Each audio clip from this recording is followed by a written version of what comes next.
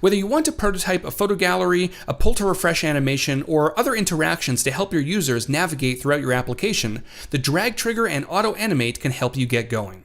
Let's take a look. In this first example, we may want to create a draggable photo gallery that shows off many of the team members. I already have the first view created with the cards extending off the artboard, and they've all been placed inside of a group, which ensures that they don't get thrown onto the pasteboard. Duplicating this artboard over to the right, I can now create the second view. I'll not only shift the cards over, but I'll also adjust their sizes, making the center card larger and the ones off to the side a touch smaller.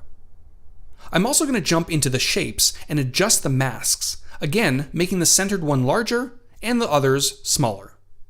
Great, so now that both views are set up and ready to go, let's hop into prototype mode and wire them up.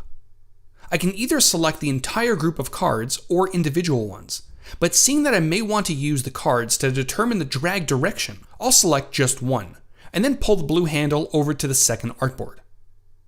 Now within the properties, instead of a tap trigger, I'll want to choose drag, which will automatically select auto animate as the action.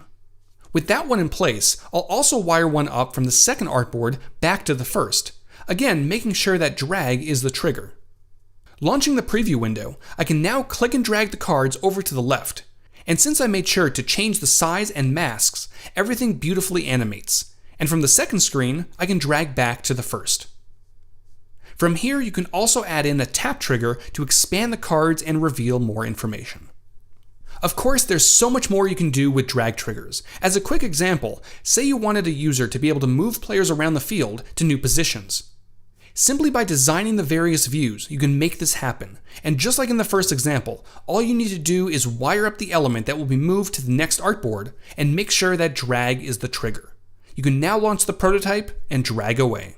And that's a look at the drag trigger in Adobe XD. Make sure to check out our other videos to crank up your knowledge on working with assets, repeat grids, responsive resize, in-depth prototyping, and a lot more. I'll see you soon.